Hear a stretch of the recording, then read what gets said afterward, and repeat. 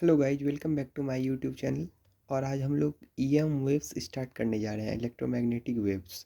और इसमें सबसे पहला टॉपिक जो है वो डिस्प्लेसमेंट करंट है। ये कोई न्यू टाइप का करंट नहीं है, बस करंट है एक न्यू टाइप का ही। वही वैल्यू सेम है पर करंट न्यू टाइप का है। It is that current which come into existence in addition to conduction current whenever electric flux changes with time। ये कंडक्शन करंट कौन है? वो सेम करंट जो करंट है, समझ लीजिए आईसी कंडक्शन करंट है। और ये आईडी है, इसका वैल्यू आईडी है। तो ये कब एग्जिस्ट करेगा? जब भी change in electric flux with time, जब भी इलेक्ट्रिक फ्लक्स चेंज होगा समय के साथ, तभी डिस्प्लेसमेंट करंट एग्जिस्ट करेगा। और ये एक कैपेसिटर प्लेट लिए और इसको चार्ज किए हम लोग। तो इस पे एक पे पॉजिटिव आ जाएगा, एक पे निगेटिव। यहाँ पे इलेक्ट्रिक फील्ड जनरेट हो जाएगा, इसमें करंट प्रोड्यूस होने लगा। तो यहाँ पे जो हम लोग मैग्नेटिक फील्ड रखे तो इसमें देखे कि डिफ्लेक्शन हुआ।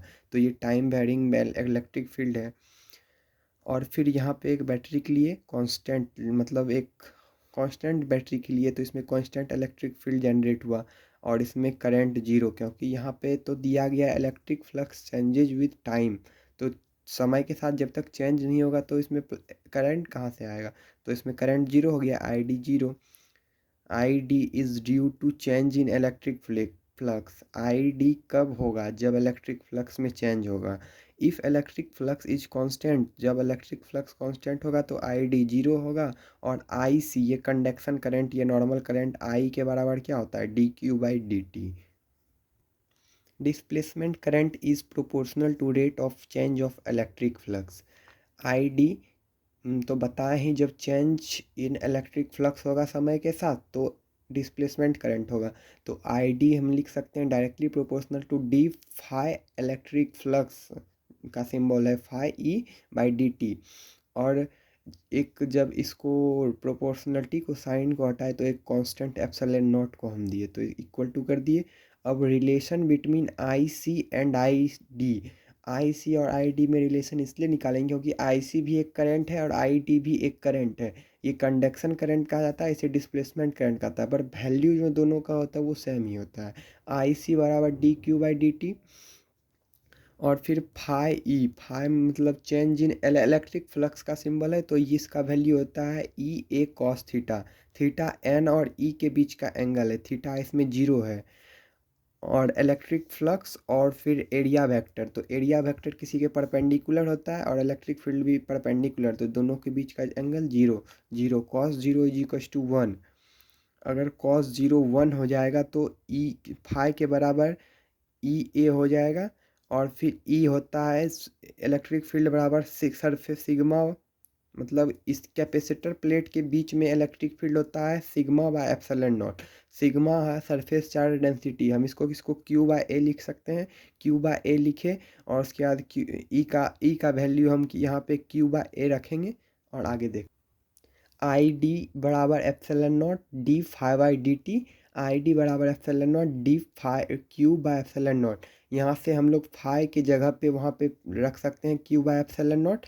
और फिर एप्सिलॉन नॉट को बाहर निकाल देंगे, ये क्योंकि कांस्टेंट है, डिफरेंशिएशन में कांस्टेंट को बाहर निकाल सकते हैं।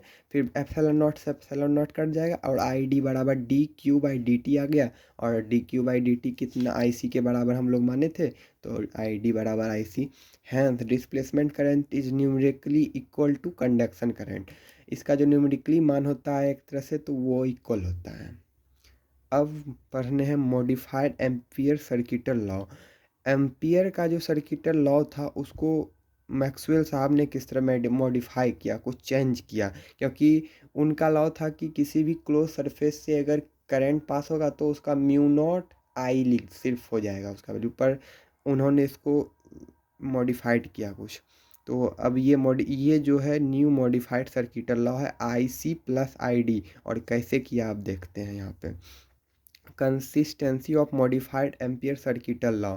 ये कैपेसिटर प्लेट लिया और एक बैटरी लगाया, तो इधर से बड़ा वाला डंडा है तो इधर से पॉजिटिव चार्ज, यहाँ पे पॉजिटिव इधर निगेटिव।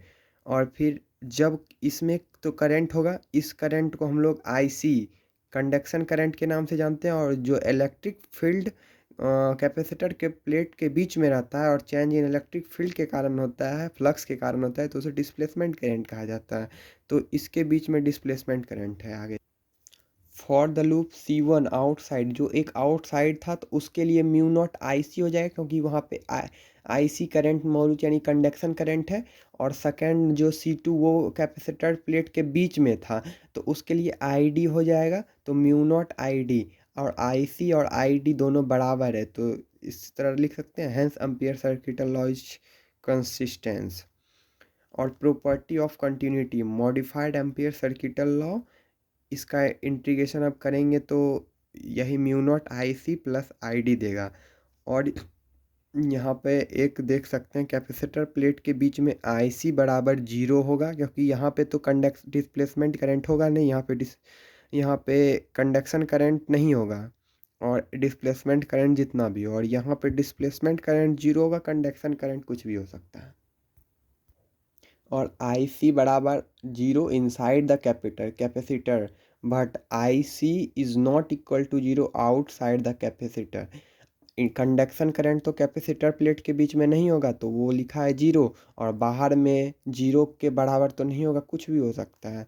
फिर इसलिए IC is not continuous independently, और IC जो है अकेले कंटिन्यूस नहीं होता है पूरे सर्किट में, इंडिपेंडेंटली अकेले। और ID बराबर 0 outside the capacitor, ID is not equals to 0 inside the capacitor.